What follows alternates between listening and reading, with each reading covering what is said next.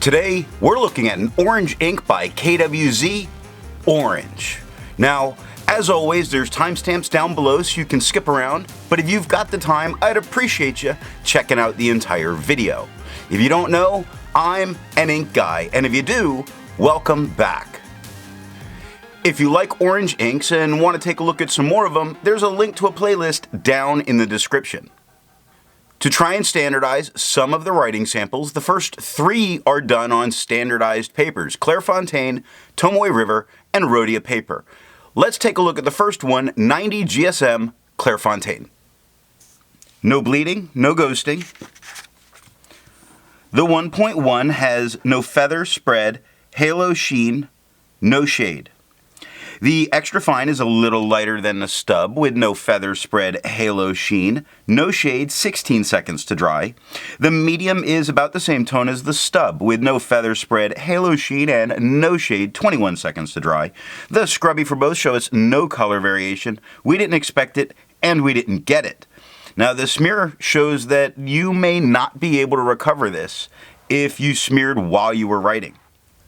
To have a range of experience with this ink, all the writing samples are done with this Jinhao 159 with a 1.1 stub, this Jinhao X450 with a medium, and this Jinhao X750 with an extra fine. Then a Viscosity Medici oversized with a broad nib was inked up, used for a day, and used to take the notes for this video. Now, let's take a look at the second standard paper, 52 GSM Tomoe River. We get no bleeding, no ghosting. The 1.1 has no feather spread, halo sheen, no shade. The extra fine is a little bit lighter than the stub with no feather spread, halo sheen, or shade, 23 seconds to dry. The medium is about the same tone as the stub with no feather spread, halo sheen, or shade, and 32 seconds to dry. Now the scrubby shows us no color variation, and we didn't get any. And the smear test, still, you would not be able to recover this if you smeared while you were writing. I agree with Vita. There's a lot to learn by doing multiple chromatographies. The one on the left is done the way it's supposed to be done. A line of ink is put down and it's immediately put into water for 10 to 15 seconds. But what we can see automatically is this is a very true orange. It's fleeing all the way up and getting, going from its lighter to its darker as it's there.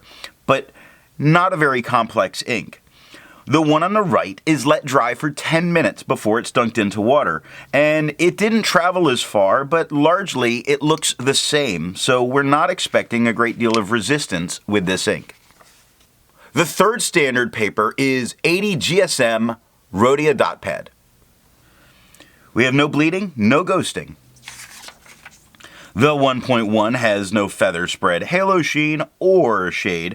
The extra fine is just a tad lighter than the stub with no feather spread, halo sheen, or shade, and 18 seconds to dry. Medium is the same tone as the stub with no feather spread, halo sheen, no shade, 24 seconds to dry.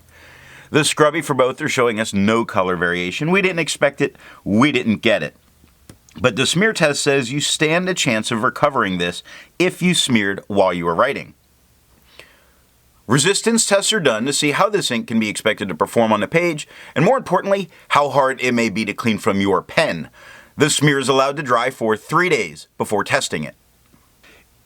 This performed very well under the highlighter. It did spread just a little bit, no real blowout, little bit of at the bottom right of the lowercase h, but I could feel safe using this in a note-taking situation because I didn't lose any of that information.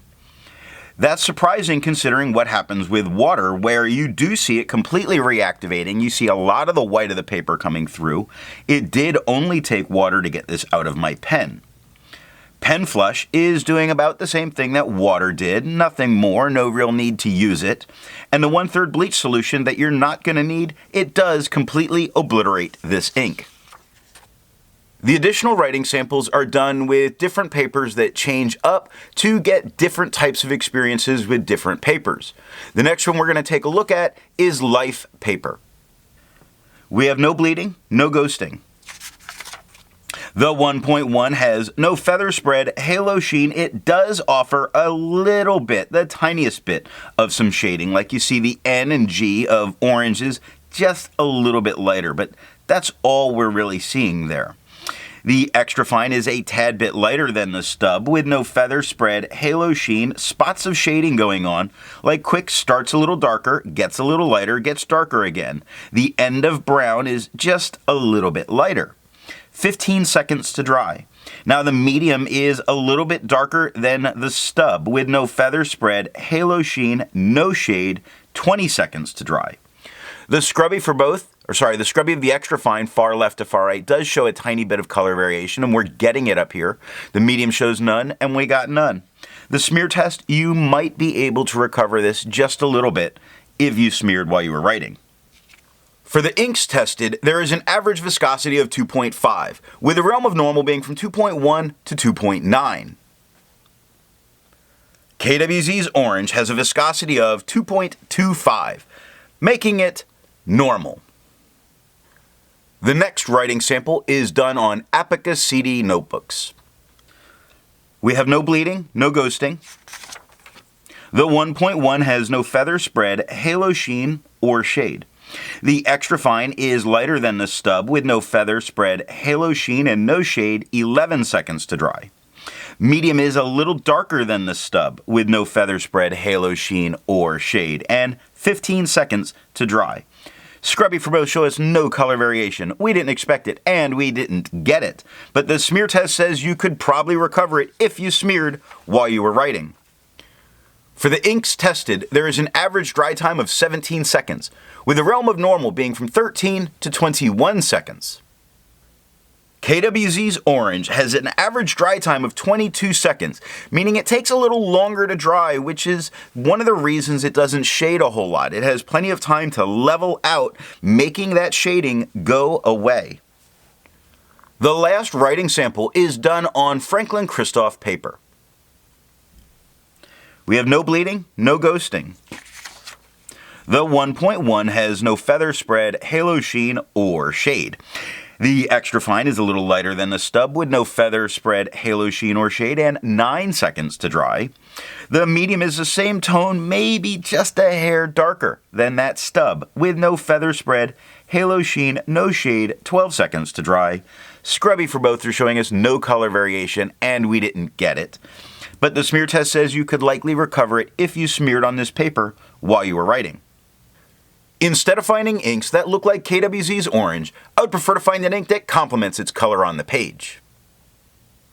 I went with a nice blue from Callifolio, Bleu Atlantique.